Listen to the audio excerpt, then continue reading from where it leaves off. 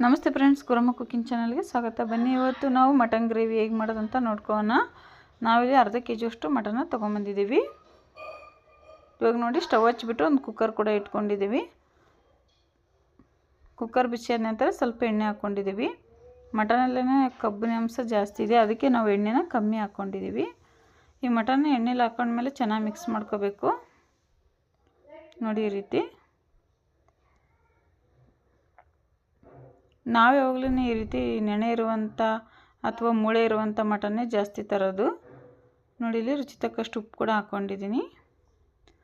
ಇವಾಗ ಚೆನ್ನಾಗಿ ಮಿಕ್ಸ್ ಮಾಡ್ಕೋಬೇಕು. ನೋಡಿ, ಮಟನ್ ಕಲರ್ ಚೇಂಜ್ ಆಗ್ತಾಯಿದೆ. ಈ ಥರ ಚೆನ್ನಾಗಿ ಮಿಕ್ಸ್ ಮಾಡ್ಕೊಂಡ್ಮೇಲೆ ನೋಡಿ, ಮಿಕ್ಸ್ ಮಾಡ್ತಾನೆ ಇರಬೇಕು. ಎಲ್ಲ ಕಡೆಗೆ ಇದು ಚೆನ್ನಾಗಿ ಫ್ರೈ ಆಗಬೇಕು ಮಟನ್ನು. ಅಲ್ಲಿವರೆಗೂ ನಾವು ಮಿಕ್ಸ್ ಮಾಡ್ಕೊತಾ ಇರಬೇಕು.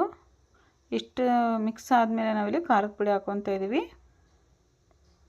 ಇದು ಖಾರದ ಪುಡಿ ಮೀಡಿಯಮ್ ಖಾರ ಇದೆ, ಅದಕ್ಕೆ ನಾವು 1.5 ಸ್ಪೂನಷ್ಟು ಹಾಕ್ಕೊಂಡು ಚೆನ್ನಾಗಿ ಮಿಕ್ಸ್ ಮಾಡ್ಕೊತಾ ಇದ್ದೀವಿ.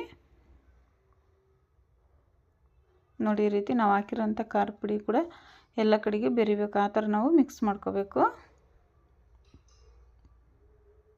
ನೋಡಿ, ಇವಾಗ ಎಲ್ಲ ಕಡೆಗೆ ಬೆರ್ತಿದೆ ಖಾರದ ಪುಡಿ. ಸ್ವಲ್ಪ ನೀರು ಹಾಕೊಳ್ಳೋಣ. ಸ್ವಲ್ಪ ನೀರು ಹಾಕ್ಕೊಂಡು ಇದನ್ನು ಅರಿಶಿನ ಕೂಡ ಹಾಕ್ಕೊಂಡ್ಬಿಟ್ಟು ಕುದಿಯೋದಕ್ಕೆ ಬಿಡೋಣ.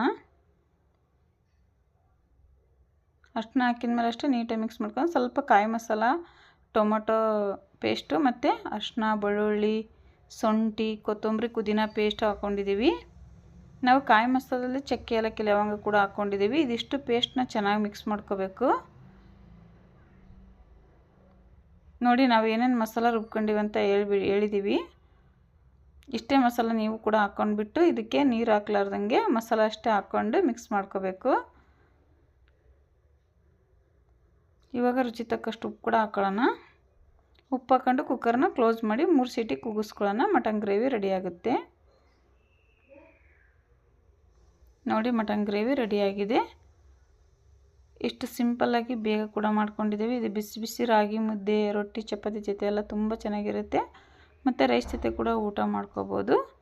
ತುಂಬ ಅಂದರೆ ತುಂಬ ಚೆನ್ನಾಗಿರುತ್ತೆ. ನೀವು ಇದೇ ರೀತಿ ಟ್ರೈ ಮಾಡಿ, ಹೇಗೆ ಬಂತಂತ ಕಮೆಂಟ್ ಮಾಡಿ. ಹಾಗೆ ನಮ್ಮ ಚಾನಲ್ ಸಬ್ಸ್ಕ್ರೈಬ್ ಮಾಡ್ಕೊಂಡು ಸಪೋರ್ಟ್ ಮಾಡೋದನ್ನು ಕೂಡ ಮರಿಬೇಡಿ.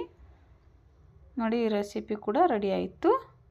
ಮಟನ್ ಕೂಡ ತುಂಬ ಚೆನ್ನಾಗಿ ಬೆಂದಿತ್ತು, ಚೆಕ್ ಮಾಡ್ಕೊಂಡಿವಿ ನಾವು.